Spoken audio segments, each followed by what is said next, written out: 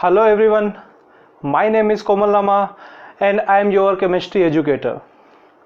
तो आज हम उपसहसंयोजी यौगिक का पार्ट 3 पढ़ने जा रहे हैं और इस टॉपिक में आपको 1 से 2 सवाल ऐसे मिलेंगे जो आपके जेईई पॉइंट ऑफ व्यू से और नीट के पॉइंट ऑफ व्यू से बहुत ज़्यादा इम्पोर्टेंट है। तो बिना टाइम वेस्ट किए हुए हम स्टार्ट करते हैं उपसहसंयोजी यौगिक के कुछ बेसिक टर्म्स और उनकी परिभाषा, उनकी डेफिनेशंस के बारे में। उपसहसंयोजी यौगिक जो होगा उसमें पहला टर्म आता है बेटा केंद्रीय धातु परमाणु। पहला टर्म आता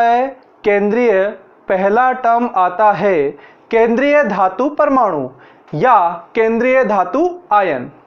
जैसा आपको बोर्ड पे नजर आ रहा होगा FeNH3 इसमें केंद्रीय धातु परमाणु या आयन कौन सा हो जाएगा? Fe।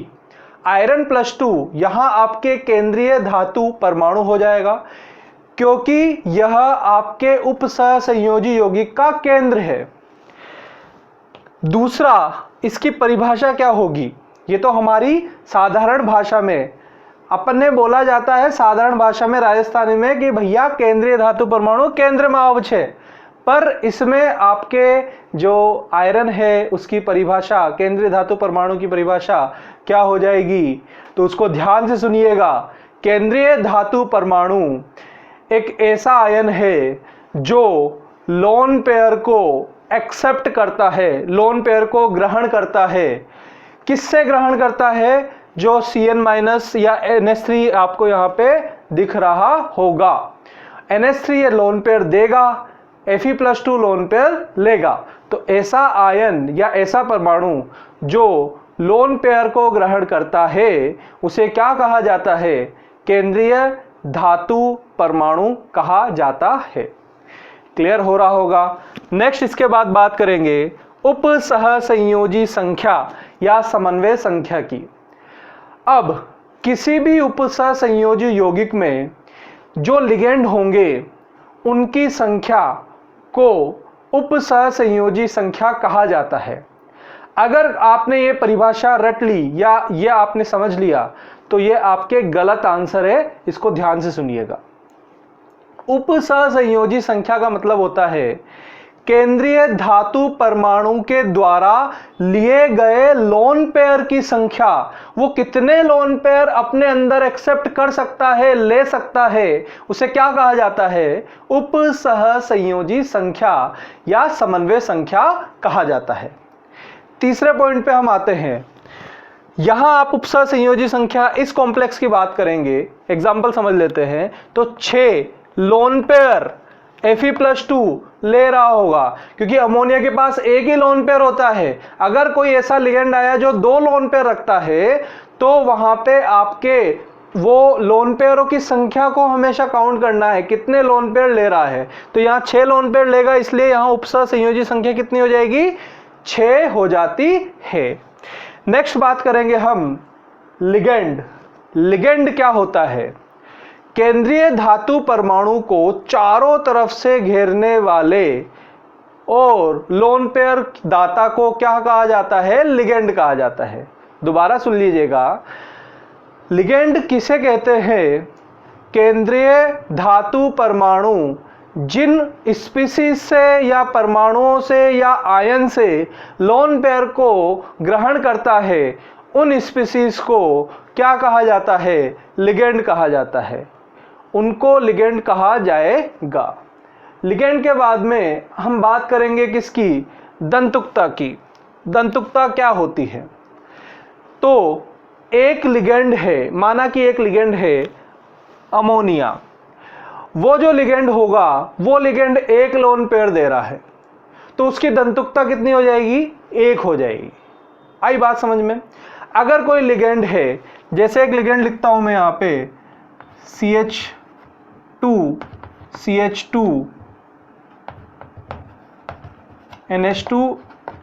NH2 ये क्या कर सकता है? ये 2 लोन पेयर को दे सकता है। तो इसकी दंतुकता कितनी हो जाएगी? 2 हो जाएगी। अगर कोई लिगेंड 3 लोन पेयर को दे सकता है तो वो 3 दंतुकता वाला कहलाएगा। तो क्या कहा जाएगा? दंतुकता की परिभाषा क्या हो जाएगी? लिगेंड जितने लोन पेयर को देते हैं वो उसकी दंतुकता कहलाती है। नेक्स्ट बात करते हैं उपसहसंयोजी बहुलक की। उपसहसंयोजी बहुलक का मीनिंग क्या हो गया? आपके केमिकल बॉन्डिंग को याद कीजिए, वहां हमने पढ़ा था ज्यामिति, आपके जो भी CCl4 होता है उसकी ज्यामिति ज्योमेट्री क्या होगी, तो केमिकल बॉन्डिंग में उसको ज्यामिति कहते हैं और यहाँ उसको क्या बोला जाता है? उपसहसंयोजी बहुलक। तो यहाँ उसकी परिभाषा क्या हो जाएगी? उपसहसंयोजी यौगिकों की ज्यामिति को उपसहसंयोजी बहुलक कहा जाता है।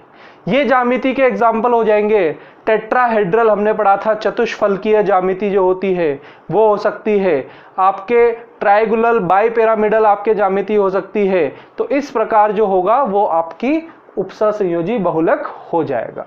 स्क्वायर प्लेनर वर्गाकार समतल ये ज्यामिति आपके हो सकती है। नेक्स्ट बात करेंगे उपसहसंयोजी मंडल की। अब उपसहसंयोजी मंडल क्या होगा? तो उपसहसंयोजी यौगिक के अंदर जो केंद्रीय धातु आयन और लिगेंड जहां पाए जाते हैं उसे क्या कहा जाता है? उपसहसंयोजी मंडल कहा जाता है। जैसे मान के चलिए आपके Fe है, इस Fe को चारों तरफ से अमोनिया, चारों तरफ का मतलब भैया 3D स्पेस में, तो इसको 3D स्पेस में अमोनिया ने अगर घेर के रखा हुआ है तो उस पूरे 3D स्पेस को जहां जहां आपके केंद्रीय धातु आयन और अमोनिया मिलेंगे उसको क्या कहा जाएगा? आपके उपसहसंयोजी मंडल कहा जाएगा।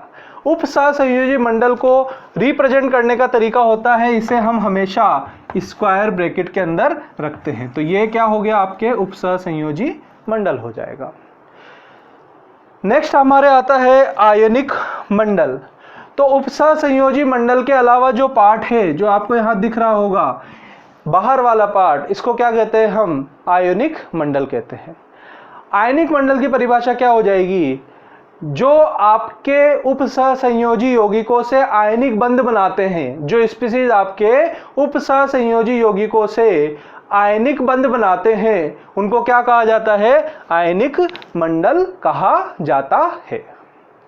तो ये अभी हमने पढ़ा कि आपके जो भी बेसिक टर्म्स है और परिभाषा है वो क्या क्या हो सकती है। ठीक है, फटाफट से हम रिवाइज कर लेते हैं अभी हमने क्या क्या पढ़ा। सबसे पहले हमने बात की थी केंद्रीय धातु परमाणु की, तो जो लोन पेयर एक्सेप्ट करता है, खत्म। दूसरा बात की थी हमने उपसहसंयोजी संख्या की या समन्वय संख्या की, जितने लोन पेयर एक्सेप्ट करेगा केंद्रीय धातु परमाणु वो। तीसरा लिगेंड क्या होता है? जो लोन पेयर देता है। केंद्रीय धातु परमाणु एक्सेप्ट करता है, ये लोन पेयर देता है, और समन्वय संख्या वो क्या होती है? केंद्रीय धातु परमाणु कितने लोन पेयर एक्सेप्ट कर सकता है।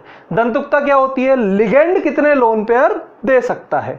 1 लोन पेयर देगा 1 दंतुकता, 2 देगा 2 दंतुकता, 3 देगा 3 दंतुकता, इस तरीके से। नेक्स्ट इसके बाद में बात की थी हमने उपसहसंयोजी बहुलक। उपसहसंयोजी बहुलक किसे कहते हैं? ज्यामिति को, जिसे चतुष्फलकीय होती है, वर्गाकार समतल होती है। फिर हमने बात की थी उपसहसंयोजी मंडल की।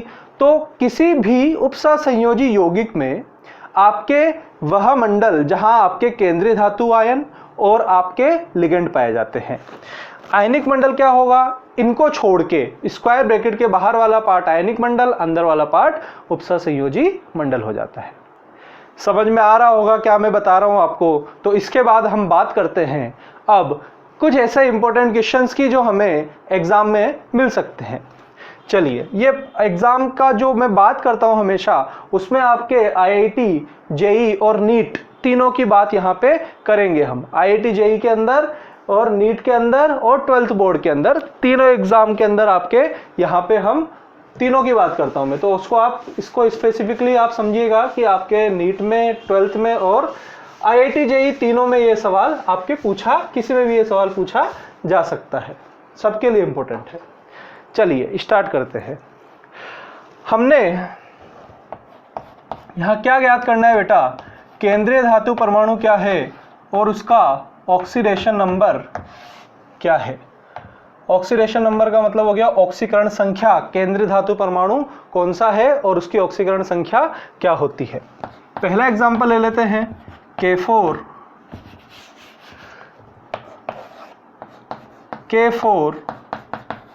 FeCN6।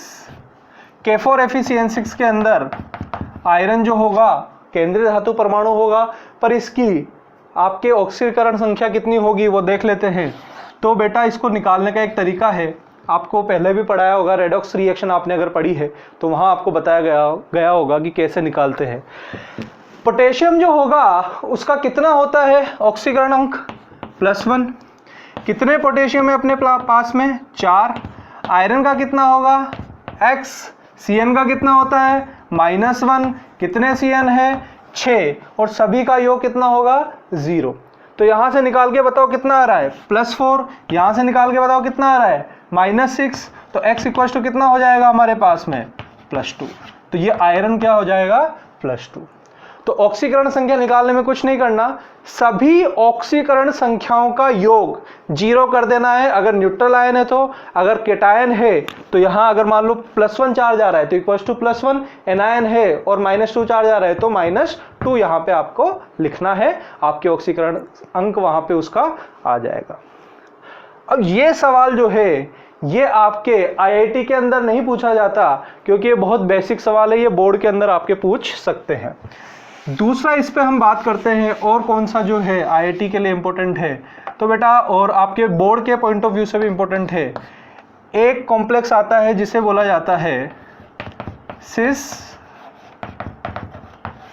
प्लेटिन, हिंदी में भी यही नाम होगा इसका, सिस और प्लेटिन। सिस प्लेटिन जो होगा उसका फॉर्मूला क्या होगा ये नहीं पूछेंगे, उसमें सेंट्रल मेटल एटम क्या है और उसकी ऑक्सीकरण संख्या क्या होती है। तो आपको ये याद रखना है, सिस प्लेटिन जो है वो क्यों इंपॉर्टेंट है, क्योंकि यह एंटी कैंसर है। एंटी कैंसर होने की वजह से इसकी एप्लीकेशन इंपॉर्टेंट है और इसका फॉर्मूला होगा PtNH3 होल ट्वाइस Cl2। और Pt का ऑक्सीकरण अंक अभी आपको निकालना बताया, निकाल सकते हैं आप यहाँ से, तो Pt +2 आ रहा होगा। इसका 0 होता है, ये न्यूट्रल है, इसका -1 होता है तो ये -2 हो जाएगा और इसको बैलेंस करने के लिए Pt कितना आएगा, +2 आएगा। आप निकाल सकते हो, अगर आपको नहीं पता चलता है तो आप कमेंट बॉक्स में आप बता दीजिए, मैं आपको वहाँ पे तरीका बता दूंगा। सिंपल है, ज़्यादा कोई इसमें आपको दिक्कत नहीं आने वाली। एक तो ये इंपॉर्टेंट है, दूसरा होता है बेटा हमारे पास प्रूशियन ब्लू। अब ये क्या बला है भैया, मैं आपको कॉम्प्लेक्स याद भी करा रहा हूँ, आपको मतलब थोड़ा समझ में नहीं आ रहा होगा, आप मेरी इसकी पैटर्न को समझिए, मैं आपको चीजें याद कराते हुए चल रहा हूँ। सिस प्लेटिन का फॉर्मूला याद हो गया होगा, PtNH3 होल ट्वाइस Cl2। कहाँ काम में आता है, एंटी कैंसर में, यही पूछा जाता है एग्जाम में, ठीक है। दूसरा कौन सा होता है, प्रूशियन ब्लू। प्रूशियन ब्लू जो होगा उसका फॉर्मूला क्या होगा, उसका फॉर्मूला होता है Fe4 FeCN6 whole thrice. Fe4 FeCN6 whole thrice. अब बेटा यहाँ पे आपके इंपॉर्टेंट पॉइंट ये है, जो आयरन होगा ना वो आपके +2 में भी पाया जाता है और कहाँ पाया जाता है, +3 में भी पाया जाता है। तो हमें ये बताना है कि जो आयरन है वो कौन सा +2 वाला है, कौन सा +3 वाला है। यहाँ आपको दिक्कत आने वाली है, क्योंकि यहाँ तो आपके क्या था बेटा, प्लेटिनम था, बाहर कुछ और था नहीं, तो कोई दिक्कत नहीं है, +2 चार्ज आ जाएगा उसका। पर प्रूशियन ब्लू के अंदर क्या ऑक्सीडेशन नंबर आने वाला है, ये बहुत इंपॉर्टेंट सवाल है आपके लिए और एग्जाम में बहुत फेवरेट सवाल है, वो पूछ सकता है आपसे। तो प्रूशियन ब्लू की बात करेंगे तो प्रूशियन ब्लू के अंदर हमें किसका ऑक्सीडेशन नंबर पता है, हमें Cn का पता है। Cn का कितना होगा, -1। तो Cn का ऑक्सीडेशन नंबर होता है -1। कितने Cn है अपने पास में, 6। तो यहाँ पे आपके कितना हो गया, -6 और 3 से ही मल्टीप्लाई करेंगे तो ये कितना हो जाएगा, -18। अब आयरन जो बचे हुए हैं उसमें आपको हिट एंड ट्रायल मेथड, भाई हिंदी में बोलते हैं उसको तुक्का लगाना। तुक्का लगाओ कि इसका +2 होगा या इसका +2 होगा। तो तुक्का लगाने चले हम, चलो भैया, यहाँ इसका Fe+2 जो होगा, Fe+2 मान के चलते हैं अगर हम बाहर वाले को, तो +2 × 4 कितना हो गया, +8 हो गया। इसका कितना है, +3, 3 से मल्टीप्लाई कर दो 3, तो ये कितना हो गया, 9 हो गया। क्या 9 और 8 18 हो रहे हैं, नहीं हो रहे हैं, इसका मतलब कुछ गड़बड़ है, ये तो नहीं हो सकता। फिर क्या करेंगे, बाहर वाले का +3 लिया, कितने हैं ये हमारे पास में, ये 4, कितना हो गया 12। अंदर वाले कितने हैं, 3 हैं, इसका कितना लेके चलेंगे, +2 × 3 कितना हो रहा है, कितना हो रहा है रे, +2 × 3 हो रहा है आपके 6। दोनों को मिलाया क्या बना, 18। 18 के प्लस हो गए, 18 के माइनस हो गए, क्या दोनों न्यूट्रल हो रहे हैं, हाँ सर। तो भैया यहाँ पे दोनों प्लस माइनस एक दूसरे को कैंसिल करके इस आयन को या फिर इस स्पीसीज को उदासीन बनाने का काम कर रहे हैं। इसलिए आप बोल सकते हैं कि सर ये जो होगा और ये जो होगा दोनों आपके सही आपने रखा है, तो इसका ऑक्सीडेशन नंबर +3 होगा और इसका ऑक्सीडेशन नंबर कितना होगा, +2 होता है। समझ में आ रहा होगा क्या बोल रहा हूं मैं। तो प्रूशियन ब्लू का फॉर्मूला तो याद करना है, Fe4 Fe6 whole thrice, Fe4 Fe6 whole thrice. पूछा कि कलर क्या होगा, लिखा है ना भैया, कलर क्या है, ब्लू, तो ब्लू कलर का होगा। और यहाँ पे आपके ऑक्सीकरण अंक की बात करेंगे तो पहला बाहर वाला +3 में होगा, अंदर वाला किस में होगा, +2 में होगा। एक छोटी सी बात और बता देता हूं, इसको आप इस तरीके से भी लिख सकते हैं, इसको आप इस तरीके से भी लिख सकते हैं, Fe6 होल थ्राइस। देखो यहाँ बाहर कितने Fe हैं, 4, एक ये है और 3 ये है, तो ये बाहर वाले Fe हो जाएंगे जिनका ऑक्सीकरण अंक कितना होगा, +3, अंदर वाले का कितना होगा, +2। इसको जब आप बैलेंस करेंगे तो भी आपके क्या होगा, ये न्यूट्रल आ जाएगा। देख लीजिए आपके यहाँ पे 3 को +3 दिया, वही आ गया, 3 × 4 कितना हो गया हमारे पास में, 12 हो गया प्लस के, ये जो होगा 3 से मल्टीप्लाई होगा, ये कितना हो जाएगा, 6 हो जाएगा, और दोनों मिला के 18 हो जाएंगे। क्या बात समझ में आ रही है। तो प्रूशियन ब्लू जो होगा वो बहुत इंपॉर्टेंट कॉम्प्लेक्स है, सिस्प्लेटिन बहुत इंपॉर्टेंट कॉम्प्लेक्स है, दोनों को आपको फॉर्मूला याद रखना है, ऑक्सीडेशन नंबर आपको याद रखने हैं, कैसे निकालते हैं मैं आपको बता चुका हूं। घर पे प्रैक्टिस कीजिएगा कि ऑक्सीडेशन नंबर और सेंट्रल मेटल एटम केंद्रीय धातु परमाणु कैसे निकालते हैं। जब तक के लिए हम इस क्लास को यहीं खत्म करते हैं और मिलते हैं नेक्स्ट क्लास के अंदर। Thank you all of you, मिलते हैं नेक्स्ट क्लास में।